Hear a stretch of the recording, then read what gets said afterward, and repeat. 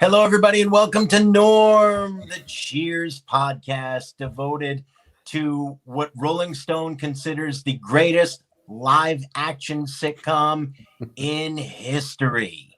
Number 2 overall, which I think is unfair.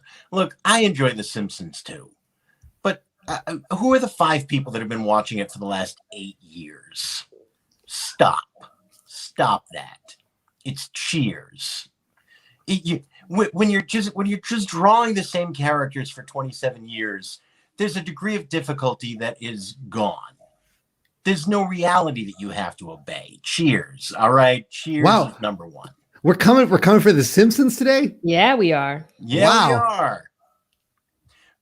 Yeah, I'm sorry. We can actually hurt someone involved in The Simpsons. Well, because everybody has worked on that show at some point or another. I think we 3 are the last 3 non-Simpsons creatives. And if they had hired us, maybe they wouldn't be feeling my wrath right now. Yeah, this is what you get. They deserve it. There you go. So yeah, I just sent you guys a copy of that Rolling Stone article today. They ranked the top 100 sitcoms of all time, and Cheers was number 2, and I was really very, very happy. I'm not mad, but like 60% of that ranking, I overall I disagree with. Yeah. Yeah. What did you feel was the most egregious error? That 99 other sitcoms are funnier than Schitt's Creek. The fic. That is a choice. Yeah, I gotta watch Schitt's Creek. I don't have an educated opinion on it yet. Right. That's fair. That's fair. What else? Yeah, just a lot of choices. A lot of shows that aren't necessarily sitcoms either on that list, which, like, it felt like there was some fluff. Yeah. To a degree.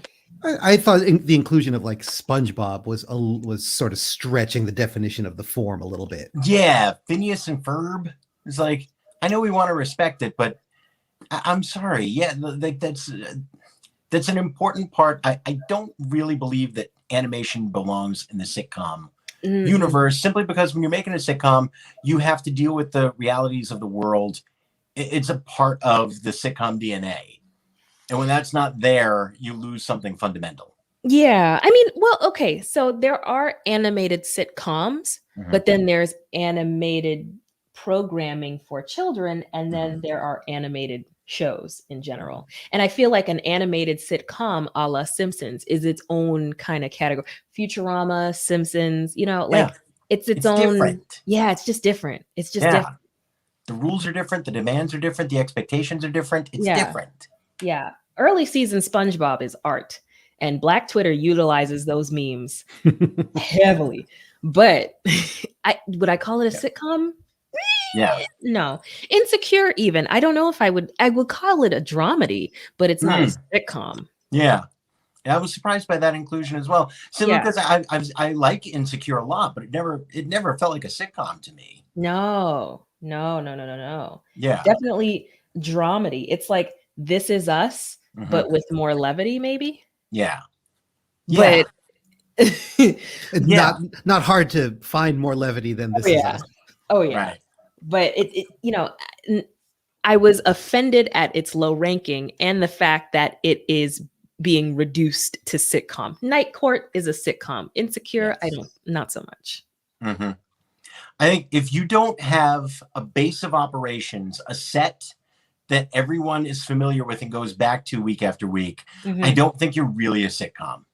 Not in the truest sense. Yes. That's an important thing. Like, truthfully, I think that, The Simpsons qualifies more as a sitcom in that sense. Yeah, I mean, well, even South Park qualifies more as a sitcom because sitcoms reset. Yeah. Whereas a lot of these shows now have some sort of progression. Yeah. I was very happy Bernie Mac was in there, though. Yeah. Bernie Mac show, I feel like that is this gem that has somehow been forgotten because we're all sad that Bernie Mac died. Yeah. And I feel like that for some reason we haven't talked about that show enough. That was over the last 10 years. Great show. Yeah. Like that show, and it made a huge impact when it premiered. Like, everybody talked about, have you seen this show? Like Bernie Mac, oh my God. And I'm happy that they referenced the fact that he didn't get that until he had been a touring pro for 20 years and then got his sitcom. Yeah. Mulaney got us, no disrespect, but like Mulaney got a sitcom sooner than Bernie Mac. Yeah. We didn't give Bernie Mac his flowers soon enough. Yeah. Now I don't know this. I don't know if comics who might know, Tookie, you might know. I mean, most comics have like a bunch of pilots that just did not go. Yeah. Did Bernie ever get a pilot that just didn't get picked up? Did he have those bites at the apple, or was Bernie Mac show the first one? Not to my knowledge, not that I know offhand, but he's definitely had a lot of like pop-up roles in like urban classics, where it's like, you watch it and he's just this one-off character, but then you look back and you're like, that's Bernie Mac, right? Yeah. So he made an appearance in BAPS, which you can find on dailymotion.com for free. It is a classic. Please watch. He's in the Players Club, is he not? I believe so. Yeah. Yeah. Yeah, so he was in a bunch of things. He seems like at some point someone should have given a shot at, all right, we're just going to build a show around this guy who can just clearly be the dad, who could be the bartender in the bar, just commenting on everything going around. Yeah, if that was his first bite at the apple, one, it's amazing that no one gave him a bite before then. Two, it's amazing that his first one was so amazing. And he just had it ready to go. And that he used the original Kings of Comedy as his pitch meeting. That's incredible. That he just made up this sitcom story. None of it true.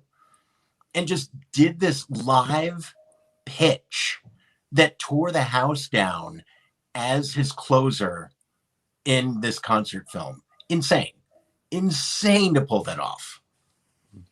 Yeah, and you're right about like, Dave, sorry, you were gonna say something. Oh, I was just gonna sort of echo like the underrated genius that he was. Like, yeah, he is kind of like lost in the conversation. I feel like a little bit when we talk about the great stand-ups of the last 20 years because of because of his early death. But the direct address convention of that show was so funny and so well utilized and so like just a perfect outgrowth of his stage persona. Like I found that show to be such a just a treat to watch. Yeah, and you could see how much he loved the like classic comedians too, and classic sitcoms. How much innovation there was to what he was doing, but also what a love letter that show was to old timey sitcoms like Burns and Allen with Breaking the Fourth Wall, and how he brought the audience into his world and connected with them in that way. Yeah, there's a lot going on there. I don't know how this became a Bernie Mac show, but I have no problem with it. No, those confessional moments are what Malcolm in the Middle wishes it could have done, and it definitely set the precedent for confessional segments like Parks and Rec and The Office, and formats to come. I was very happy Parks and Rec made top 10 too. Yeah. No. A stronger please. Parks and Rec has helped me survive the pandemic. Okay, that's fair. I just feel like I gotta look back on the list and see if like My Wife and Kids is on there or something. Yeah, I don't know, because it felt like not enough Black sitcoms made it. Like the ones you'd expect to make it made it. But there were Sons was there, Jefferson's was there. Yeah. Living Single was there. Was Living Single there? Yes. Yeah, I was pretty sure Living Single was on there. Yeah. Yeah, but My Wife and Kids, though, it's fine. I never loved My Wife and Kids. My Wife and Kids felt a lot like, and I say this as a big Damon Wayans fan, it felt a lot like Still Standing. Ooh. It felt like that show that somebody really, really talented and famous and funny who has been on a cold stretch for a while says, I need the safest premise you can give me. I'm just going to be the henpecked dad, and we're just going to do that week after week because I know we're going to get a certain audience rating. Like watching My Wife and Kids, I just kept thinking, it's Damon Wayans, so it's funny, but you can do more. Like I just wanted more from a Damon Wayans sitcom. That's fair. The first season, will always be near and dear to my heart, because I before I became aware of the scourge of colorism, was really perturbed by the replacement of the daughter. Like, and I say this as a fellow beige person, where it's like, why suddenly did this daughter, who was like this, Black girl who other Black girls could look at and see themselves in, suddenly, swap, we Aunt Viv'd her, and it was weird. It was weird. Yeah, Aunt Viv was the first thing I thought of when you started mentioning that. Yeah. It was weird. But I was hoping to see, I don't know, was Martin on the list? I don't think Martin was there. I don't think so. Ooh, because they're and then the Hughleys, I don't think was on the list either. I have to double check. Yeah, I think Martin was going to have a hard time making that list, just because, I mean, it's aged badly. Oh yeah, it's aged real rough. Even though it was important at its time. Whew. Yeah, Everybody Hates Chris. Is that not on the list? Because that's a great. That should be. That should be on the list, because that's a great show. That I don't know. I want to check that out. But Fresh Prince was on. Yeah, because you'd expect Fresh Prince to be. Oh, it has to be. It was top 50. Yeah. Yeah. Yeah. No, that was an important show. Mm-hmm. You know what else is an important show? Cheers. Cheers is an important show. All right. So this week, and I'm not avoiding this week's show, it was a fine little episode. It wasn't great. It wasn't terrible. It was fine. It's season 2. It's episode 8, Manager Coach. We're going to talk about it. There's things I liked. There's nothing I hated, but there's things I was like, all right, I guess we're doing this. I feel like I'm just battling through season 2. I'm battling through season 2, and I understand why Sam and Diane needed to break up. I don't want them together. We're losing a lot of what makes the show work. Please get here season 3. But yeah, we've got a few good episodes, really good episodes coming up. Dave, what was going on in the world when Manager Coach premiered? Well, this premiered on Thursday, obviously, November 24th, 1983. And I just wanted to highlight the #1 song in America at this time, which is All Night Long by the immortal Lionel Richie. This was the second single off of his album, Can't Slow Down. It was #1 for, I believe, 4 weeks in America. It was one of the top selling singles of 1983. It's nominated for a Grammy the following year for both Song and Album of the Year. I actually stumbled upon this song in the wild earlier this week. I recently purchased a car which came equipped with satellite radio and caught the song from the beginning, forgetting that it was like a 6.5-minute song. And I had forgotten what it was to be happy for 6.5 minutes until that song came on. I just dove down a little bit of a rabbit hole with regards to the song and this album. And the people on this album, the band on this album is unbelievable. You got Daryl Jones playing guitar, who ends up being a bass player for the Rolling Stones for the last 20 years. Steve Lukather and Jeff Porcaro from Toto are all over this album. You got Greg Fillinganes and Nathan East, keyboards and bass player, with Eric Clapton's touring band, and also with like just about every musician you can imagine from the 80s and 90s. And singing backup is one of the great Twitter follows of this time or any, Richard Marx. I just want to shout out this record and this song. First of all, the song itself is, as I said, 6.5 minutes. The radio edit comes in at a tight 4:20, and I don't want to suggest that was intentional, but I don't want to suggest that it wasn't either. In listening to the song, I was struck by its, or in thinking about the album especially, I was struck by its similarity to Cheers, where there is this kind of like wonderful collection of musicians that cross over between pop, soul music, R&B, rock music, in the same way that Cheers is blending pretty seamlessly character actors, comic actors, and dramatic actors into this sort of fascinating bouillabaisse. This song felt perfectly emblematic for this moment as we watch one of America's great character actors in Nicholas Colasanto get elevated to the A story for a full episode today. I don't want to say that Nicholas Colasanto is the Lionel Richie of Cheers, but I guess I don't want to not say that either. I have a question that Yes. you might know the answer to.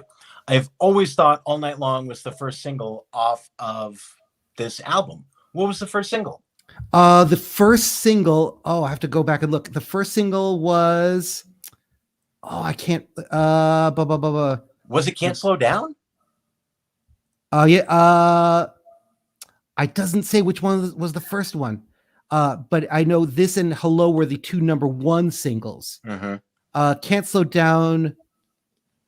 It might have been Stuck on You.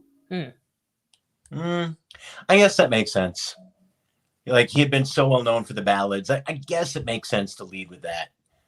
But I've always thought All Night Long was the lead single off of this album. I think it was the first number one. I think it hit before Hello did. Okay. And I'm very relieved. One, the internet has provided a lot of annoyance and pain. But one good thing is that Lionel Richie was able to come out and disavow the Hello video, which made me very happy. It's like, all right, I suspected Lionel knew that was not a good video, but it was good to get confirmation. That he's like, all right, I guess we're doing this. And the bus doesn't look like me. It's like, Lionel, she's blind. Okay. There's through this. There's some real Alicia Masters from Fantastic Four energy in that video, which is makes for an enjoyable, if somewhat problematic, watch today. Yeah. All right. Tookie, what's happening in the opening that is cold? Well. I think season 2, unlike season 1, thus far at least, is treating us at least to a lot of cold opens that have something to do with the rest of the episode. Mm-hmm. I'm enjoying the continuity. So we open in on the bar, and Carla is sort of stressing about the fact that she gets a phone call from home because her newest baby, Lucia, is having trouble falling asleep. She won't stop crying. So Carla has whoever's watching over the baby, I'm assuming one of the other kids, put the baby up to the phone so that she sings a lullaby. And we see this very soft side of Carla singing Tula Lula Laura, which is a Bing Crosby song. What a juxtaposition, because Bing Crosby beat his kids. But we see Carla be so tender and gentle and sing the song, and everybody else in the bar is so compelled and just so moved by this tenderness that they are compelled to join along and sing alongside her until the baby is lulled to sleep. And Carl goes, she's asleep. And they all fucking ruin it by cheering. And that's the punchline. Start the credits. And this might be my favorite cold open so far. I just find it's just a perfect, long gag. Yeah. Mm-hmm. Yeah. And even though you see it coming, it's still very satisfying. Yeah. I enjoyed it each time. And it's shot I know we talked a couple of weeks ago about the cinematography being a little bit more staid this season. That opening is shot perfectly. And the way the bar kind of congregates around the phone, it's framed perfectly. Yeah. You all of a sudden have a sense of the bar and the patterns people have to travel, and the sense of oh wow, this bar is actually filled with people as they crowd around. It's really, really cool. Yeah, it's nice. Yeah, this might be my favorite cold open of the season. And it wasn't some of the cold opens, all disrespect, have been a little corny, and this one didn't feel corny. No. It was really good. Mm-hmm. It was sweet. It informed you about the episode, the characters, and a big belly laugh. Yeah. What more are you looking for? What do you need? Crackers? No, you got it all. It's all right there. I mean, I would like a slab of Kerrygold on my biscuit alongside a hot Guinness. Ew, a hot Guinness. A hot Guinness. I don't know. I don't drink. Is that how it's? I thought it was No. room temperature Guinness. It's supposed to be. There is a certain temperature, but like like a little warmed because it was in a warm glass. A het Guinness. Yeah. So I'm rereading this series of books that I really like. I sent a copy to Dave. This about this alcoholic detective, and so like I never drank, but I'm very into drinking culture. Just reading right now, I'm like, oh, this is the difference between rye and scotch, and yeah, throw a little bourbon in the coffee, and yeah, it keeps you awake, but it kind of dulls everything the way that you want it to. And so yeah, I'm like hearing about Guinness and Irish people saying, all right, this is how you serve it. So I've got a lot of secondhand fiction knowledge about things that's probably wildly inaccurate. Here's how you pour a Guinness in a book from 1985. Well, as the resident 1/16th Irish cast member of this podcast, I'm a little offended that it's Bing Crosby making a. He had us fooled. He had us fooled. Yeah.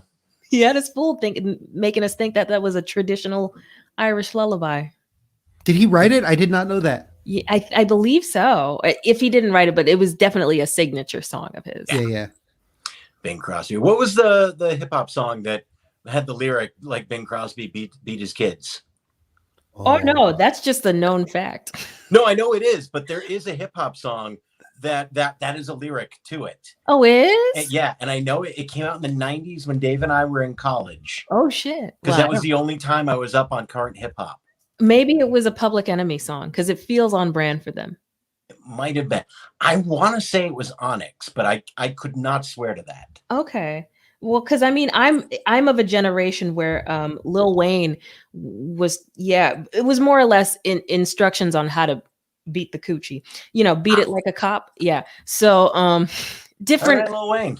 Different times. Yeah. Different times. Different times. All right. So this week, manager coach. So there are multiple storylines this week, which is unusual, particularly for season 2. I have at least an A and a B, I think a C, and even maybe a D storyline. So the A storyline clearly is coach taking over, managing this little league team, which seems like it's going to be a great thing for a sweet, lovable coach. And Diane is worried that maybe the parents are going to take advantage of him and treat him badly, and he becomes a tyrant who wins, but is absolutely furious and miserable. B storyline is Cliff loaning Norm $500 and being really weird about it. And yeah, I got a lot of issues with that storyline that I want to get to. C storyline, Carla and the baby and breastfeeding and how she's handling being a mom with this one and how it's different. I think that's a full-on C storyline here. And also very indicative of what mothering was like in the 80s and sadly is probably still like today. And potentially a D storyline about Sam and Diane having bad sex the night before the second half of this episode. Mike, I think it's beyond bad. Like they alluded to necrophilia. Like Sam is a whole freak at this point. It's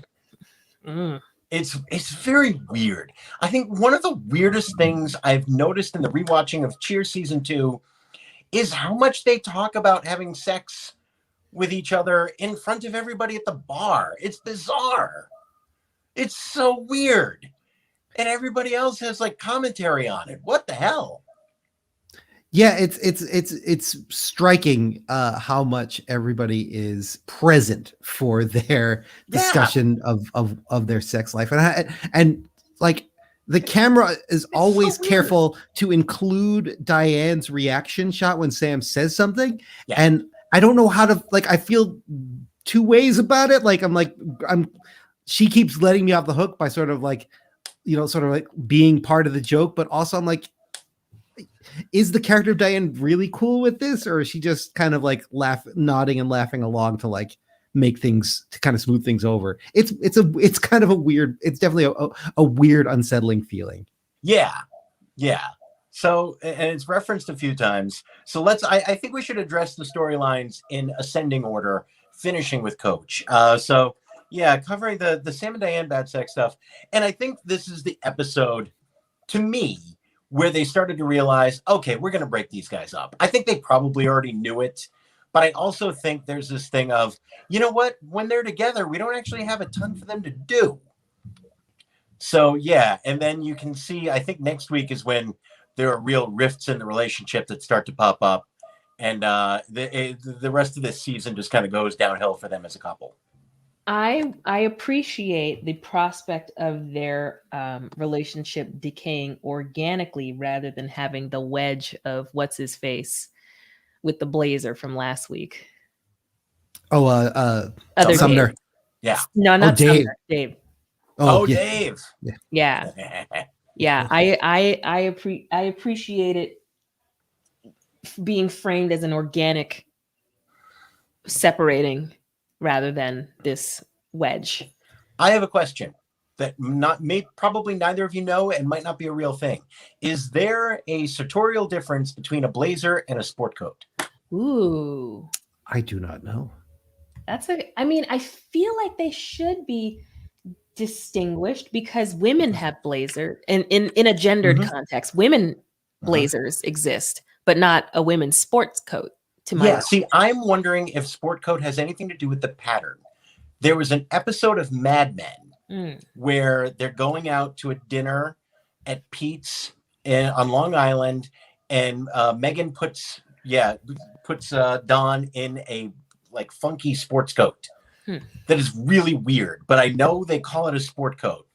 And so I'm wondering if it has something to do with, no, it's fun, it's a pattern, it's relaxed, and a blazer is like any suit jacket that is not necessarily part of a formal suit. I have an answer from the internet. Yeah, Dave. A sport coat is a pattern jacket that coordinates with trousers that are not made of the same fabric or have the same pattern. Woo, patterns. And a blazer is a solid color jacket with contrasting, often metal buttons. There we go. But where did the etymology of sport evolve? Like, because you think it's sports, you don't play anything, you don't do anything athletic in a sport coat. I suspect, I'm going to throw out a theory here. I think it was probably from a time where like gentlemen still wore a hat and a jacket to like sporting events, but it's fun, it's casual. So yeah, dress it down a little bit. You're going to have some fun. Okay. I bet that's like the kind of jacket you'd wear to a ball game or horse racing or something like that. Okay. Wear it to the fights. Looks like it comes from Victorian England, and when Queen Victoria would wear a sort of like dress coat to do events in the country. Gotcha. Okay. Oh my God, I'm killing it tonight. Killing it tonight. Let's talk bell bottoms, baby. Oh boy. Let's not. If you can't figure out the etymology of bell bottoms, I mean, I really can't help you. All right, Carla breastfeeding storyline. It's interesting because this is right around the time that I feel like women stopped using formula so dramatically and started nursing again. Because I do remember, like, I'm a formula baby, and my older brother was a formula baby, and my younger brother was formula, but there was a discussion about what they were going to do. Like for my brother and I, it was just assumed they were going down to CVS and buying a can of formula. Huh. For my younger sibling, it was, all right, let's have this discussion. No, you're getting formula. Huh. And then it moved towards that. So I feel like that was an interesting storyline of the time. Yeah. And it was, and so it really struck me that she said, oh yeah, this is the baby that I'm nursing with, and I didn't with my other kids. And there was a fun raw meat joke there that I thought was well delivered and well done by Real Perlman. I mean, yeah, she sold us on the fact that her elder children are feral. So yeah. But it was really like, so it's kind of striking to watch that storyline play out, and all the guys freak out about and Sam somehow kind of being forward thinking for letting her nurse. But it is kind of a weird thing of, okay, I have to ask permission to actually, and which was, of course, you should be able to nurse at your office. But at the same time, it's like this baby has to stay in the office the whole night so that you can go in and out and breastfeed. And I suddenly became so sad for Carla's kids, who I alternately also, none of them should have been old enough to watch all the kids. No. Just age-wise, it really shouldn't have worked out. I think one of the undercurrents of this episode is adults are not vetted for childcare in the Cheers universe. Like your kids can just be out there, handling themselves, smoking, sitting in a bar office. They're not being adequately watched at any point. Yeah. There was a lot more laissez-faire attitude. Helicopter parenting was not a thing. No, it's like satellite parenting. Yeah. I think I'm probably the worst person to ask about the whole breastfeeding debate, because I'm a Puritan in a sense, where I'm kind of like, yes, breastfeed, but I don't need to see it. What use are them titties to me? So for me, it's annoying where it's like, They're I'm not just supposed to be of use to you. They're of use to the baby. I know, but it's like, I don't know. For me, it's kind of like, I don't want to walk around an H&M and just have, it's weird sometimes because moms will do it anyway. And I get it. You're a mom, you're tired. and I think it's because I've had to hear a lot of arguments from like granola moms specifically. My child is hungry. You want me to not feed my child? And it's like, well, that's what you pack a formula for. If you know you're going to be out and about, that's why you have a diaper bag, a baby bag, whatever. But you make do with the situation. Like when I worked at Urban Outfitters, a manager who I worked with, who I love dearly, was pregnant and gave birth to her daughter. But, during certain points of the day, she would go into a fitting room and pump. And I'm like, that's cool. I can hear the pump from the other side while I'm folding these shirts. But like, that's cool. You're doing what you got to do, and you're preserving the breast milk to give to the baby later when, you're done with your shift and you can go home and take care of her. But like, you're doing what you got to do. But for me, the Puritan in me is like, I don't need to. Why is there a display? I get it. Breasts are natural, but also it's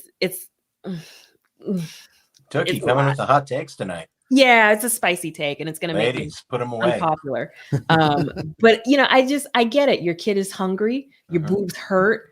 But you could have packed a formula instead of plopping down in the middle of an H&M next to a mannequin stand when I'm just trying to read a tag. Like, I didn't need to see a whole titty while I was trying to read a price tag for a crop top. I don't know. But that's just me. All right. One only hopes that this is part of the infrastructure bill, is that there's going to be more pumping and breastfeeding booths. Yeah. It's a bodily function to me. That's part of it. That's part of why I'm like, it's a bodily function. It's like, lactation is akin to releasing other fluids in my mind. So yeah, I'm just happy. I if I were a mom, I think I would choose a private option while also acknowledging it's not always going to be there. So you got to do it. You got to do it. Yeah. But yeah, I'm just struck by the idea that somehow I support formula when you need formula, because I will say that I do want moms to know that if you need it, do it, because we felt guilty as hell for a while. And when we did it, it was like the sun rose for the first time in months.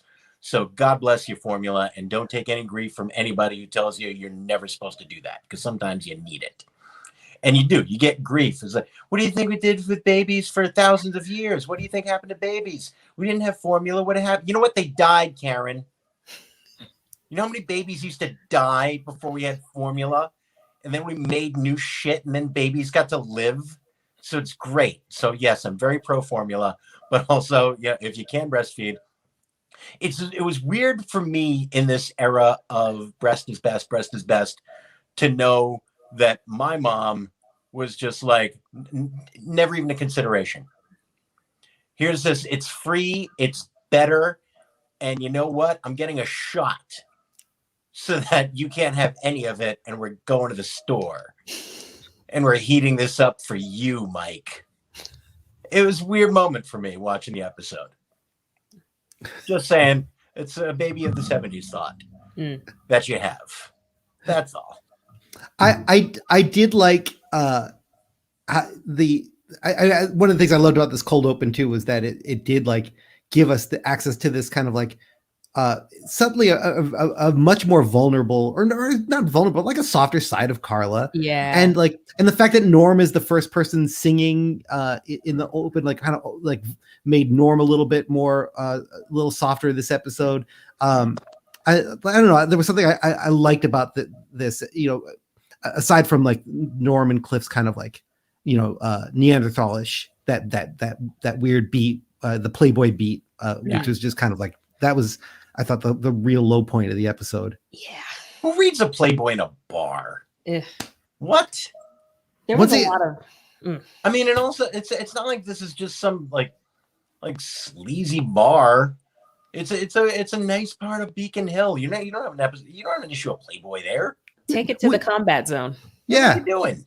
We saw all the people in the bar in that open, like they're all wearing shirts and ties and blazers and sport coats. Like this is a very upscale establishment in a lot of ways. Yeah, that was a joke that did not ring true to me.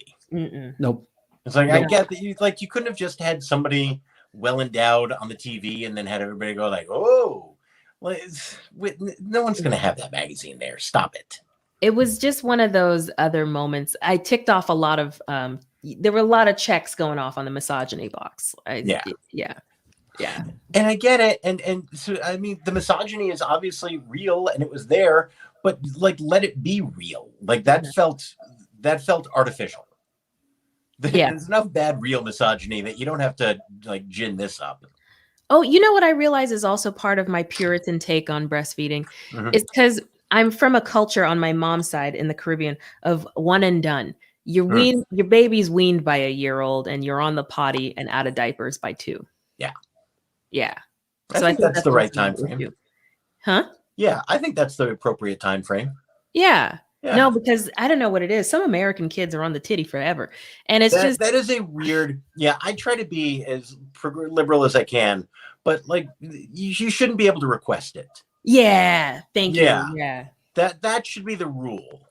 When you can ask for it, you don't get it anymore. When you speak in full sentences, may I have a breast? No.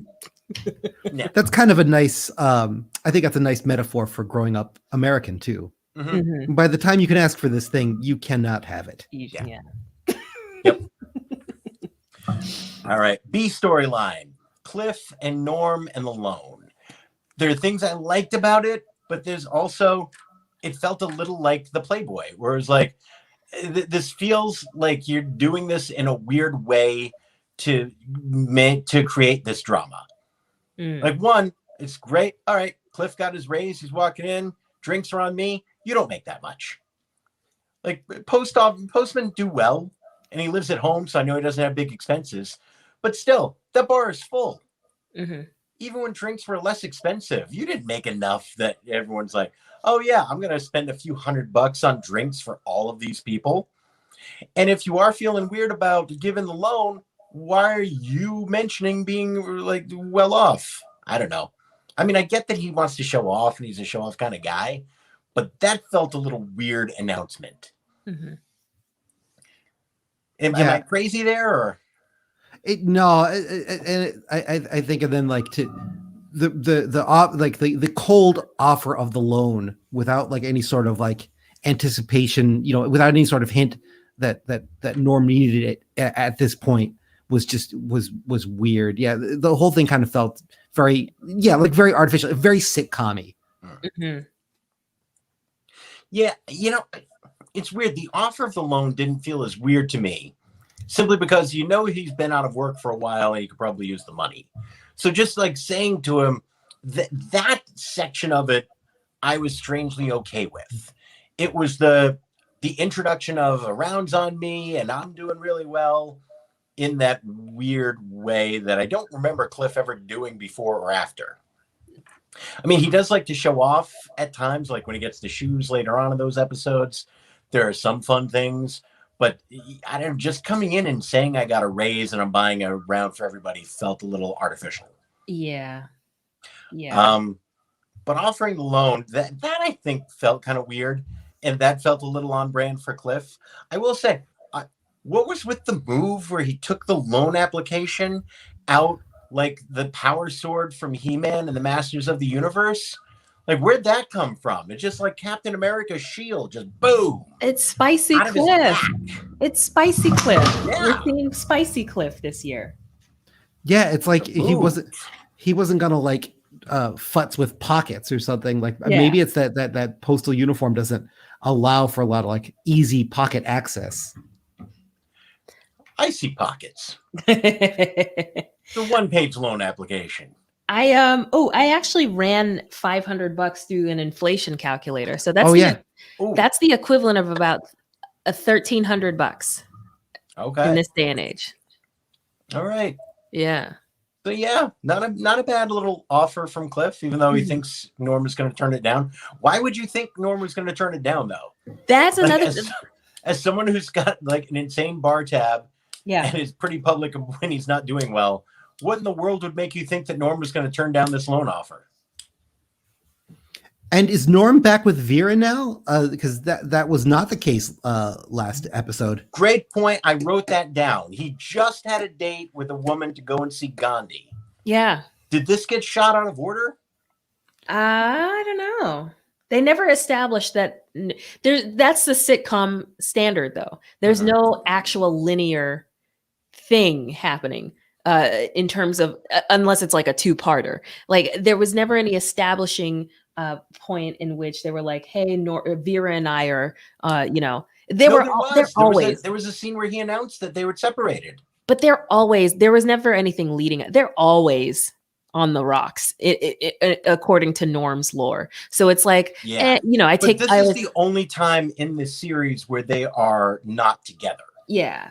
I mean, he's always there and making fun of her, and she's a source of comedy. This is the only stretch where he announces we're separated, and then there is an episode where he announces that they're getting back together. Right, and he's got his own apartment.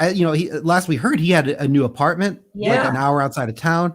Yeah, he was just on a date last week's episode to see Gandhi with the girl. Is it a date though? With Norm ever taking hour-long breaks to get jujubes and popcorn? It's allegedly a date to Norm. He's going to a movie with another woman romantically. You can certainly pass judgment on the quality of the date and how Norman handles it.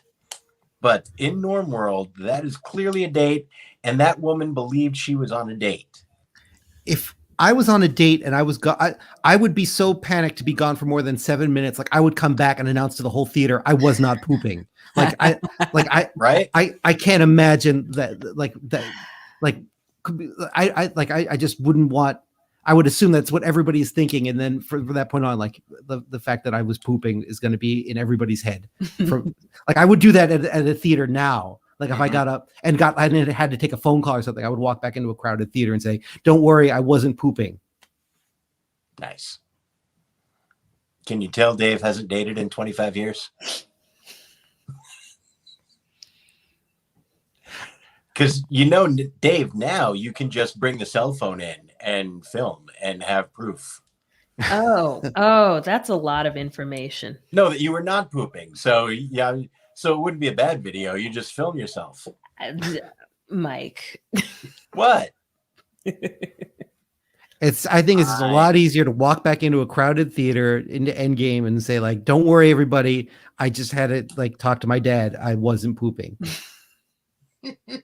Enjoy the rest of the film.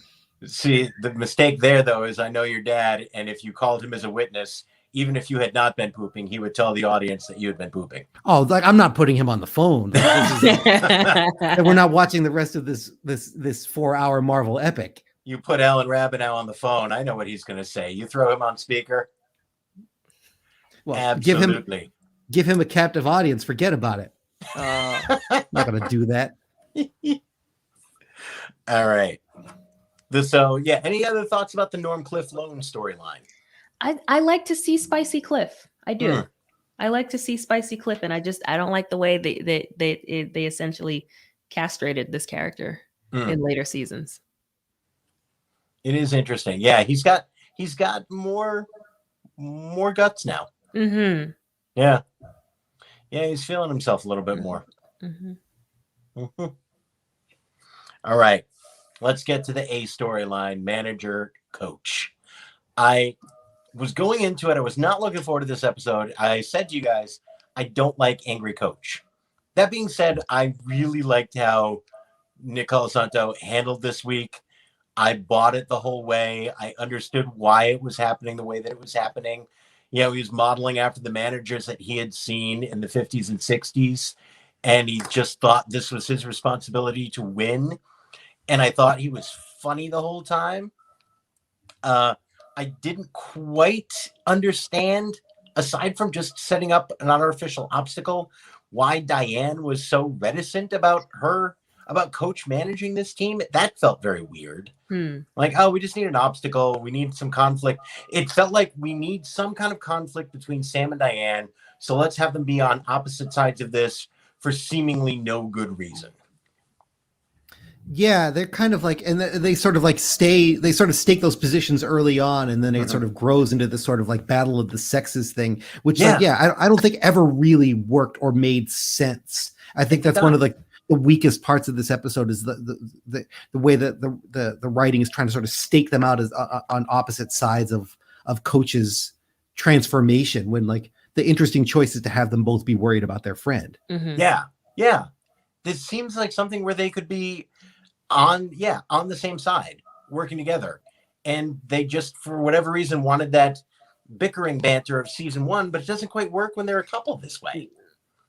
And it's weird because there's some stuff that works. Like, I think it's funny when they're just trying to figure out how to help Coach when he's upset. And she's talking about, I have some obsessive personality traits. And I thought that was kind of funny. One of my favorite moments was when she's talking about the pen, pencil, pad, pen.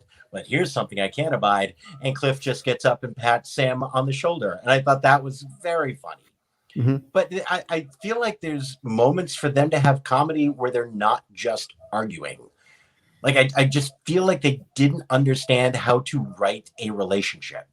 If I could say one thing about this show that is glaring to me in the rewatch is I don't think the writer's room knew how to write for people when they were together.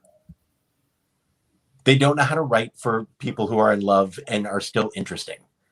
They don't know how to write. Some of them don't know how to write for women, but that's truth. A whole other. Yeah. Yeah. The misogyny meter on this episode for me was it's high. Yeah. It's high. I mean, the kid just out of nowhere, like, grabbing Diane. What? Specs. What the hell, Specs? Jesus. Specs. But that's not even the reason why he's eliminated from the team. It's like, what? It's because he has the highest error rate, not because he sexually harasses women.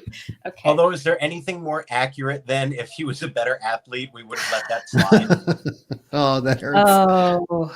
Sadly, very true to real life. Yeah. Also, all disrespect to Specs for stealing my 10th grade or my 10-year-old look.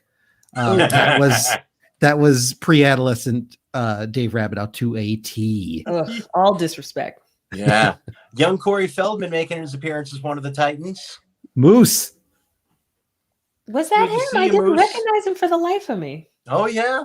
I didn't I gotta go watch. I gotta go back and watch now. The Feldman. Because I didn't recognize him. He was right there. God damn. Maybe this is a place where we can really feel that a generational divide between Mike and I and Tookie, because I was watching with my wife and we both went, "That's Feldman!" Like instantly. Really? Like, we were like immediate Feldman. We before we knew it, we had ordered Goonies. Like it's like shit just happened. I didn't recognize him at all. At all. Yep. Yeah, I mean, it was really interesting having the kids there this week. Was very interesting. I thought all the kids were good. I thought all the kids were funny. I don't know if we want to jump to the whiteness now and address that, because this is, I think, safe to say, our most diverse episode of Cheers to date, and potentially for the run. I'm not sure we're ever going to have more diversity than this one. We had in typical Cheers fashion, we only got diversity when we needed singing and athletes, but at least they were there. It was a very sitcom set in Boston in the 80s. type of diversity. You know what? We almost got to the gold standard, which is Friends, Romans, Accountants with 9 Black people. But this episode, we had 1 grown Black man in the bar, and then 4 Black children and 1 Asian child. Mm-hmm. Yeah. So I was like, oh my God. Do you still rank Friends, Romans, Accountants ahead? Because there were more speaking lines in this one. So quantity for Friends, Romans, Accountants, feel like quality this one or no? But the speaking lines was, a little Black kid with a smoking habit at the height of the crack epidemic. Yeah. Not a great look. Not a great look. Sesame Street. You gotta give that line to Feldman. You gotta give that line to Feldman. Yeah. Because he was definitely smoking. Like, there's no doubt in my mind that kid had a pack of Camels in his back pocket. Easily. Yeah. I just, and Sesame Street I'm going to critique right now. Sesame Street has a whole lot of energy for the opioid crisis, which is real. But where was this energy during the crack epidemic? Because we could have kept that kid from smoking. And now they're about to ban menthols, another egregious offense against the Black community. But that's, but again, why did they give the lead Black child the line about whatever at home and smoking? What is going on? Cheers. A lot of choices in the writer's room. But at least they were there. They were there. I will say that kid killed that line. He did. Like, he nailed it. And I think probably would have been better. It probably was better than anything Corey Feldman could have done at that point. Like, that kid all of a sudden had the energy of like a 38-year-old like newspaper executive with his sleeves rolled up, and he's like, and 2 divorces and an ulcer. Like, it was that moment. Perfect. It was After great. that line, I couldn't agree with you more. After that line, I was like, where was that kid's like early 90s or late 80s, early 90s body switching movie where he gets to play the grizzled guy? Yeah. Like, that movie really should have happened where he switched bodies with his like Major League Baseball player dad and was delivering beautiful lines like that. Mike, you know why? I know. I'm just saying it should have happened. It should, but you know why. That kid deserved that part in that movie. You know why, but it should have. Yes. You pair that kid with Ed Asner, and lightning strikes. They switch bodies, and then you just count money. Mm-hmm. There you go. Yeah. Perfect. Yeah, that kid running a busy newsroom where suddenly, he has to be in charge, and everyone realizes, you know what? He's a kid, but kid knows what he's doing. And they all start calling him Chief. Like Perry White in Superman. No disrespect to J.K. Simmons, but imagine this kid growing up to play J. Jonah Jameson in the Spider-Man. I mean, imagine. Brilliant. Imagine. Yes. That kid was made to be mad at Spider-Man. Yes. Oh, that's phase 5 is that kid as J. Jonah Jameson in a standalone musical. It's a musical. Yes. Yeah. Because I know that kid out, can sing. Tookie. that is the thought of the night. Yep. Yes. 1,000 times yes. All right. Moving on with this storyline though. I loved watching Coach in this more than I thought I would. I was worried about his anger, but I believed the impetus for it the whole time. I loved his realization of, oh my God, I don't want to be this guy. And getting back to the Coach sweetness and figuring out why. I loved his Mr. Spires story. I loved the journey he took with that. I loved he died, and I was glad he died. I'm just this where they're trying to get him to this place, and suddenly, accidentally, they do find it. I really, really liked it. Yeah, but I think my only issue, and I think this was, again, like, you could have taken out the Playboy beat, and you could have taken out the Sam and Diane, like, false arguing, and you could have, like, you could have spent 3 to 4 minutes exploring why Coach transforms into who he does a little bit more, like what it is that about like being in power that like causes him to become such a monster. I just felt like that. I was like, oh, there's a missed opportunity there to spend more time with this really interesting character showing a different side of himself. Yep. Absolutely. More Coach. You didn't need those 3 different storylines there. And more time with coach. Sam and Diane have more time with the coach. Yeah. Wasted. Yeah. The opportunity was there. More coach. Yeah. I got more and I wanted more. It was all there. And the stuff. And I liked seeing Sam's relationship with the coach too. I liked that, because Sam grew up with managers like this and believing that this was probably the way to do it. And, but I don't, there's a reason that this is the guy I chose to keep in my life for an extra 15 years after I was done pitching. There's a reason for that. And just having that realization of, you don't want to be this guy. Come on. Like, it was nice. It was sweet. I really liked it. Those two actors have such an easy physicality with one another. And you're watching it. You're like, of course they were coach and player together. Like, it's just wonderful to watch them interact physically. Yeah. And just the way coach was even moving in this one, I bought it. Like, I bought that he played baseball. It all made sense. Did you notice that coach? One thing I noticed in this was, you can tell me if you notice this too. Coach sometimes does simple physical activities in a very strange way. Like when he finishes eating all the antacids and then he tosses the bottle, but he tosses it like a bridal bouquet. Like he takes two hands and tosses it over his shoulder. And all of a sudden I was like, I remembered him eating the cheese fries a few episodes back. And he did that in a way that wasn't exactly human, but looked like somebody kind of copying a human doing it. Yeah. They felt like stage moves. They felt like something that was done that he grew up on the stage and 800 people in the room needed to see it. Yeah. Yeah. I love it because every time it's just like, this guy's a weird guy. Like he's just he's a unique individual. Yep. I see exactly what you're saying. All right. Any other thoughts about the A storyline? I enjoy lots of use of coach. I enjoy high energy coach. Yeah.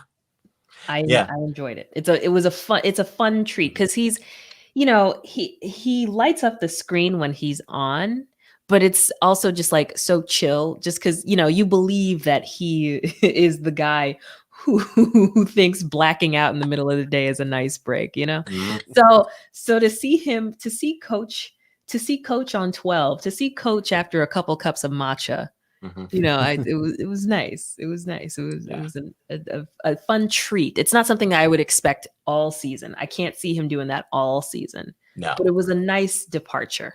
Yeah. I don't know if health-wise he could have done that all season. Oh no. Yeah, but for this episode he did it, and he got there, and it was beautiful. Yeah, I agree. I think one of the successes of this episode, and I think one of the things I really like about it, is that it does give us the opportunity to look at some different sides of these characters, Coach most specifically, but also Carla and Norm. I think are the other two. We get like just a nice hint of some depth. Yep. I enjoyed it. All right, what was your 80s moment of the week? I can go. I'm going to go with the idea that there are songs that a whole bar full of people, songs that are like over, 50 or 60 years old, that a whole bar full of adults will sing and know the melody and know the words to. I feel like that, the idea of standards still exists, but I don't think like you can walk in any bar and expect everybody to sing "Fly Me to the Moon" anymore in a way that perhaps you could in the 70s or 80s, as that generation was kind of in its full flower. The idea that a whole bar will know Tura Lura Lura and be able to sing it as a lullaby to a child strikes me as kind of like a last vestige of baby boomers. Good 80s moment. Tookie, what is your 80s moment of the week? So I have like 1.5. Okay. The half 80s moment just being, a fake baby. Because every sitcom had a fake baby at one point. Yeah. So it's sort of the half 80s moment. But my full-on 80s moment, was the font of the word Titans on the uniform. That felt very of Very a certain nice. nugget of time. Mm-hmm. Yeah. 100%. That was a font of the 80s. Yeah. Yep. My 80s moment was just sending kids out into the city by themselves. That was no one thought twice about it. But yeah, just that he sent them all home. Mm-hmm. And then he sent Specs home. Yeah, go tell your mother you're a flop. Just, all right, we're in downtown Boston. Find your way back to your parents. That was a thing. That was very 80s moment to me. My other possible entry for 80s moment of the week was the word keister. Oh. Yeah, I don't think keister got a lot of play after 83. Mm. Yeah, keister has kind of left the vernacular behind. Mm-hmm. All right. Your joke of the week this week, Tookie. Well, I also have 1.5. Mm-hmm.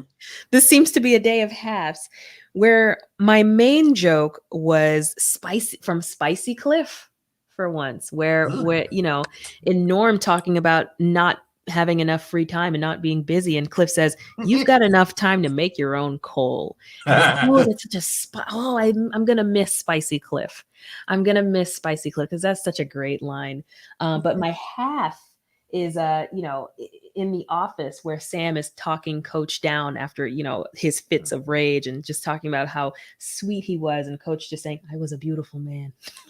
That was a great line. Yeah. Dave, what was your joke of the week? You know what? We've thrown a lot of shade at Sam this week. I'll give him credit for a joke that made me laugh when very consistently when Carla is broaching the subject of breastfeeding and asks if she can breastfeed at the bar. He says, "I guess it's cheaper than a piano player." Yeah. It's like that. I was like, that is Sam. Like that's like. That's it. Like it's like kind of dirty, kind of friendly, kind of like and funny and a little wittier than you expect. Yeah. And doing the right thing.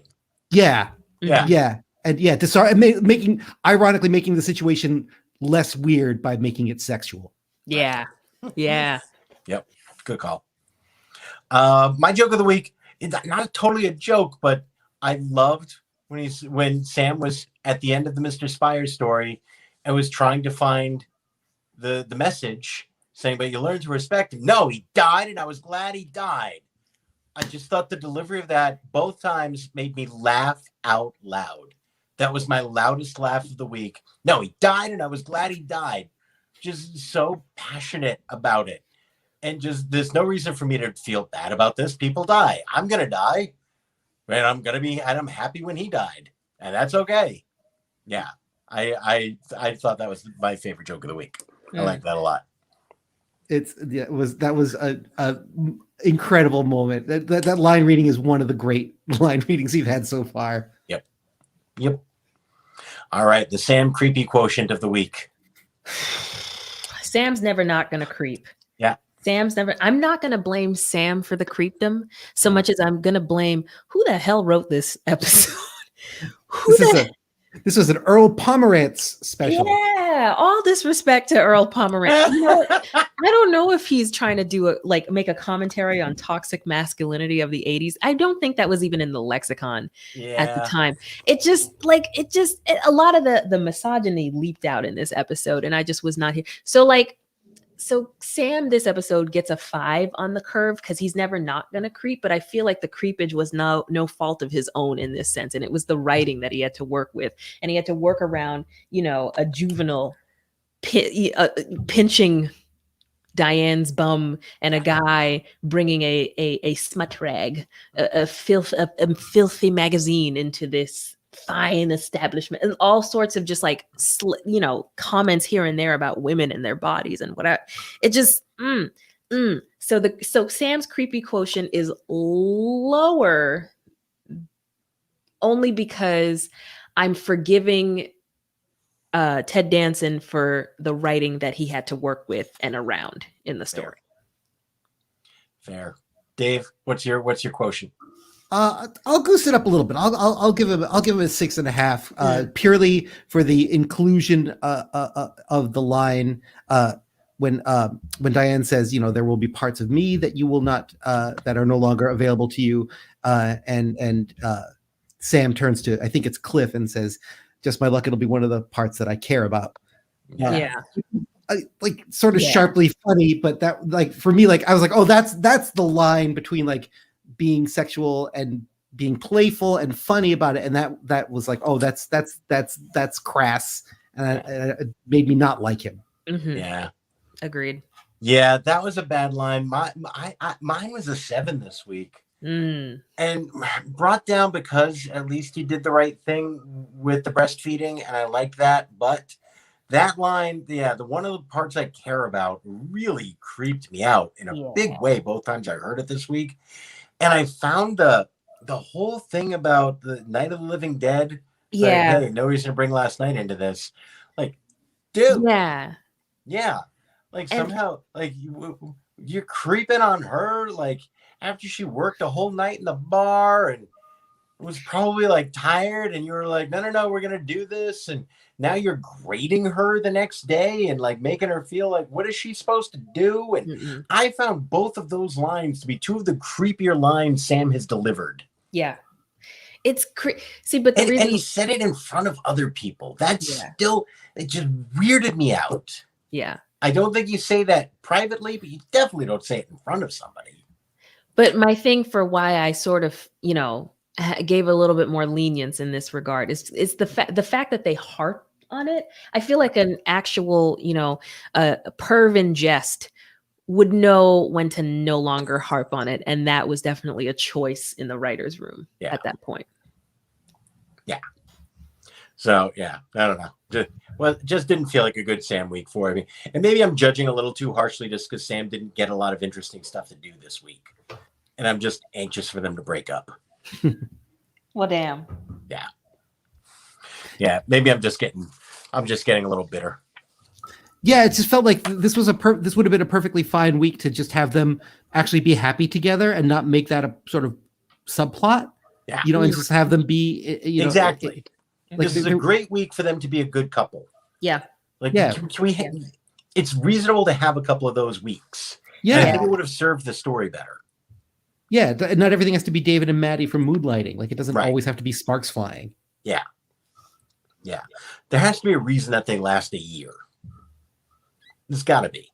All right. So this one's in the books. Manager, coach.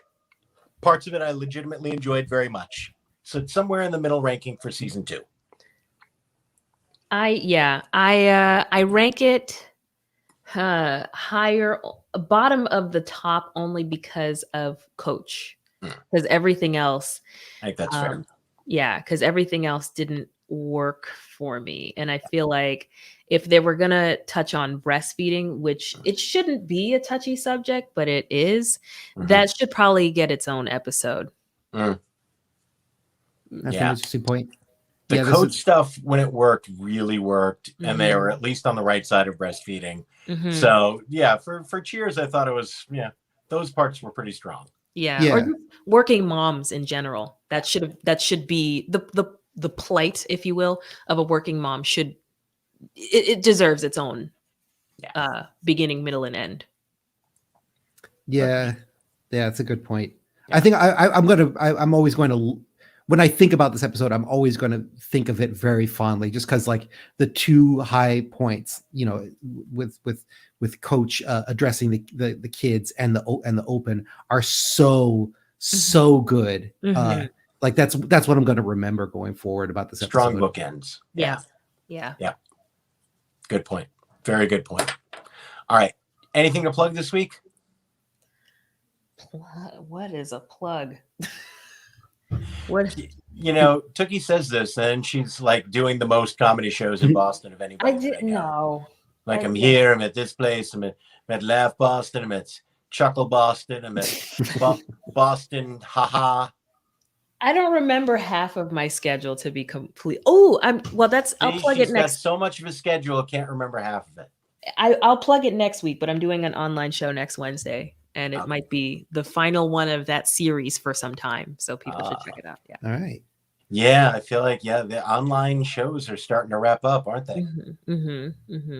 But I'm not They mad. are wrapping. But I'm not mad. I'm not mad. Not there mad. you go.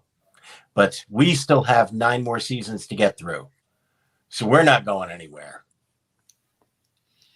Dave, anything to plug? Oh, no, sir.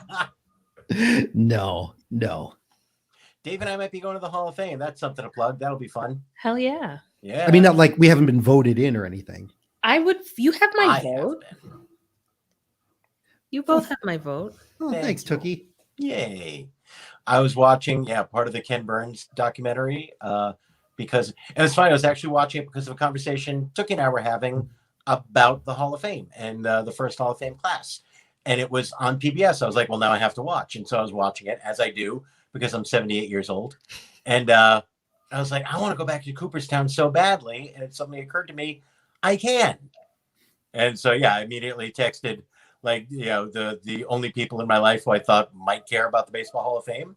And tentatively, I think we're going to go. So that I don't have a career to promote, but potentially a road trip to the Hall of Fame. Yay. Document it. Yep. Document that shit. I Instagram shall. live it. Yeah, I got to do a road trip. I got to get out there. I got to see some memorabilia. I got to be in a quaint little village. Got to happen. Yep. Or, just out of my house. Like, I'd be cool with that. Yeah. I'm happy to try that for a change. Also good. Also, it's funny because I texted. All right, so the other friend that might be going, because the rest of our friends never respond. But our other friend, Oren, who I mentioned it to, I texted him. He's like, yeah, let me get back to you. And then later on in the day, he said, yeah, my wife and son don't really want to go. So I'm not totally sure. I was like, well, what about just you and I? Because that was what I was suggesting, was just the guys. Like, I love my family dearly, but we've been together for 14 months. I think it's okay to pick a day where we're just looking at old pictures of Babe Ruth without our wives. He's like, oh, yeah, that sounds great. I feel like we're just at this point after so long in lockdown that we're just assuming we're doing everything with the people that we have been locked in our house with for 14 months. I just said it was going to be like a 3.5 hour drive, and my kid was like, oh, no, thank you, sir. Yeah, right? And I was like, 3.5 hours in the car kind of sounds like heaven, frankly. Does it not? Oh, that was one thing. I loved going to Vegas. There was a part of me that was really almost bummed I couldn't drive. Oh, what? But that is a drive. I like the drive, though. That is a drive.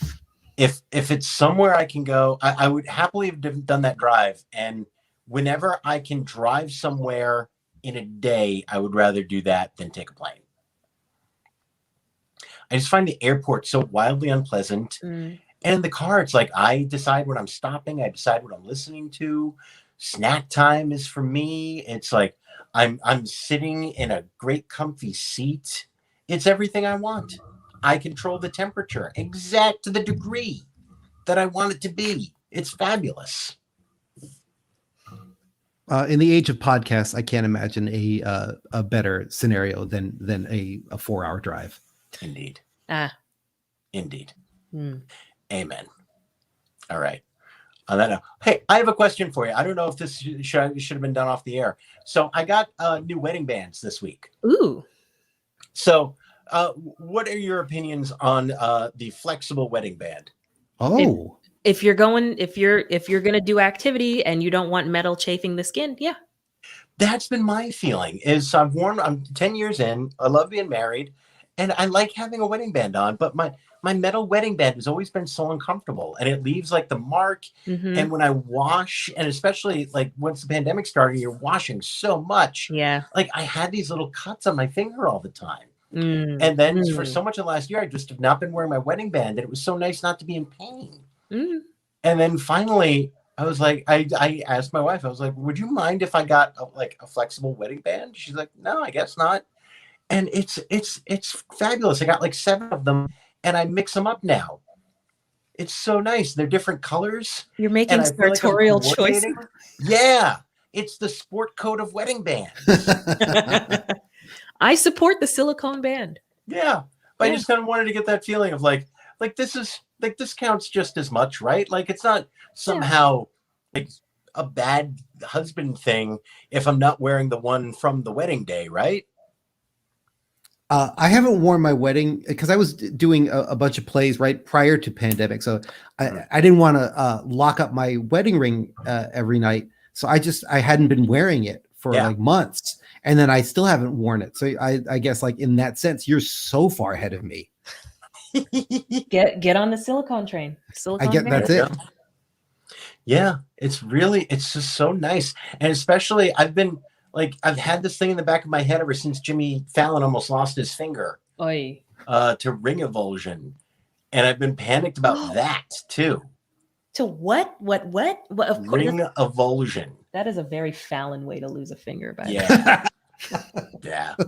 It's rare, but it can happen. Like you just get it caught because of how it's on your hand and the size of the wedding band. Mm-hmm. Like if you get it caught wrong, it can basically like rip your finger off. Yeah. And it like cuts in the veins and like it can deglove the finger, which is exactly what it sounds like. Yeah. And usually like if something like that happens, they just amputate. And so ever since then, I've been like, been a little freaked out. So, but I like having a wedding band. I love being married, and I like having this little symbol of my marriage there. So I'm very happy about having this other option that's a lot more comfortable. No, the only valid form of finger amputation is if you join the Yakuza and you mess up and you beat Sume. Take a pinky. Amen. Yeah. But that's not an accident. Well, right. No. But that's the only valid amputation in my mind. How long does Jimmy Fallon last in the Yakuza? Oh, God. he cracks during the first sketch. Like he's done. Yeah. He's done. As soon as he breaks in the first meeting. Yeah, no. Like if he and Horatio Sands are both in the Yakuza, I don't think they even get to the first meeting. Oh. Worst Yakuza ever. You want us to launder money? Done. Perfect. All right. I can't think of a better note to end it on. All right. Oh, Babe Ruth was black. And there's the show. Hardcore argument. Yeah. So that was what Dave, Tookie and I were talking about. Very interesting argument that perhaps Babe Ruth was black and that Ty Cobb was in fact not a racist. I've never heard the Ty Cobb thing. I've heard the Babe Ruth. Like I think Robert Kramer talks about that in his book from and that's from 50 or 60 years ago. Yeah. Yeah. Mm-hmm. But Dave, did you not read the Ty Cobb book from a few years back? I didn't. No.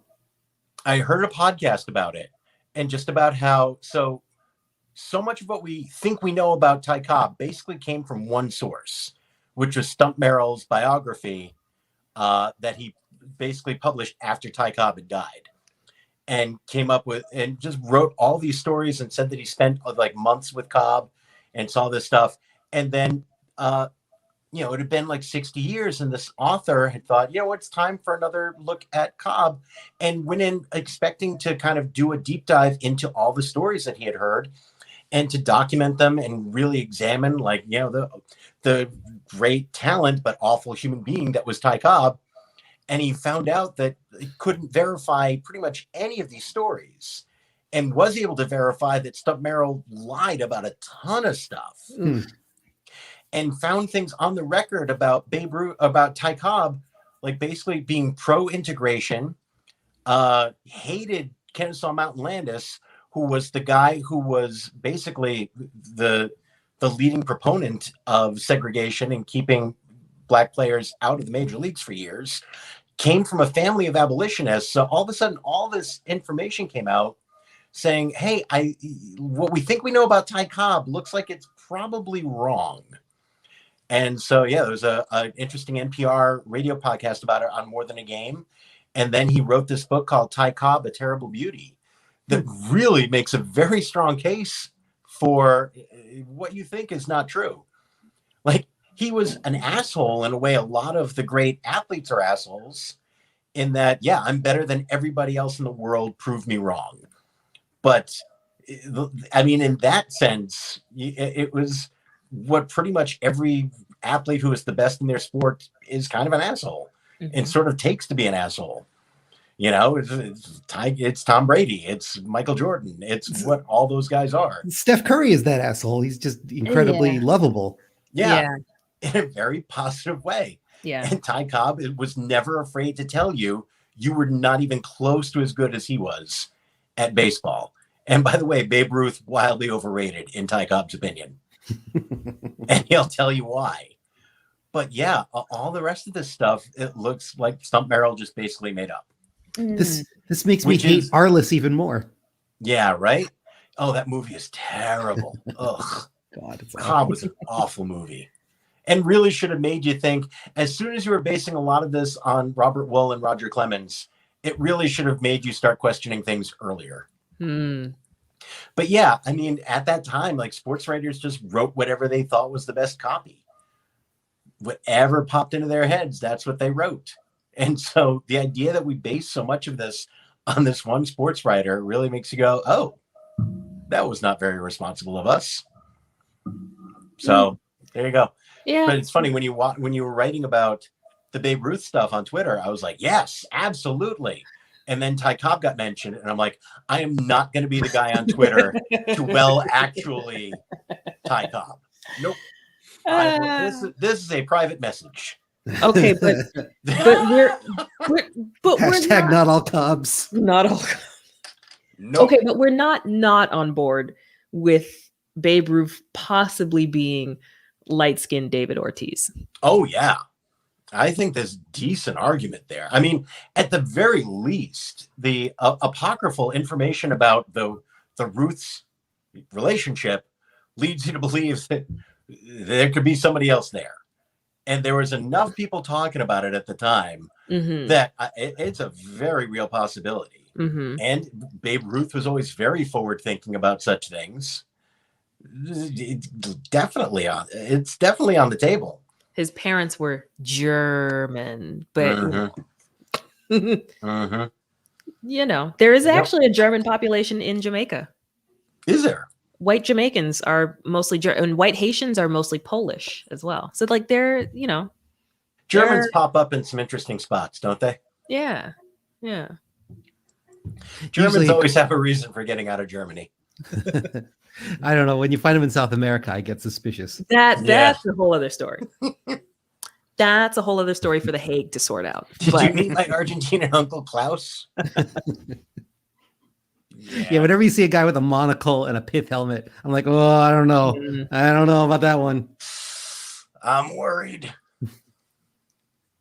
So there you go. All right. We're finishing it off on Ty Cobb.